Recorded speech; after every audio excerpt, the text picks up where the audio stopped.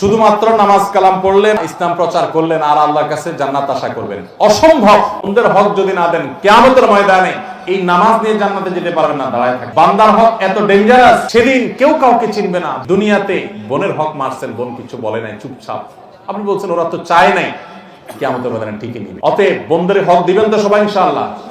বন্ধের হক দিলে মনে হবে কমে যাবে, আল্লাহ তাআলা আপনাকে আরো বেশি বাড়ায় দিবেন। আর যদি সব লুটে পুটে খান, যতটুকু অন্যায় খাবেন ততটুকুর বহুগুণ আপনার সম্পদ থেকে চলে যাবে, টেরও পাবেন। আমাদের দেশে বন্ধের হক এটা মেরে খাওয়ার জন্য একটা জাল মাসালা বাইর করছে। মাসালাটা হলো, অনেক এলাকায় আছে, আপনাদের এলাকায় আছে কিনা জানি না, মানুষ বলে যে মেয়েরা বাবার বাড়ির হক নিলে, বাবার বাড়ির জমির ভাগ নিলে তাদের এটা সয় না। এটা হলো বন্ধের হক মেরে খাওয়ার জন্য একটা জাল মাসালা বানাইছে। একই বাবার সম্পদ তুমি ছেলে খাইতে পারবা, তোমার সবে কোনো অসুবিধা নাই, ওই বেচারা মেয়ে খেলে তার সবে না। এর চেয়ে বাটপারি আর কি আছে? বন্ধের হক থেকে তাদেরকে বঞ্চিত করার জন্য বাবার বাড়ির হক নিলে তাদের সয় না, এই কথাটা বলাটা চিটারি। যারা বলে তারা সব প্রতারকের দল।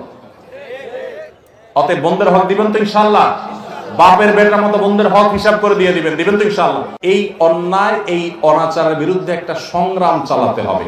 বন্ধের হক দেওয়া এটা নফল না, এটা ফরজ।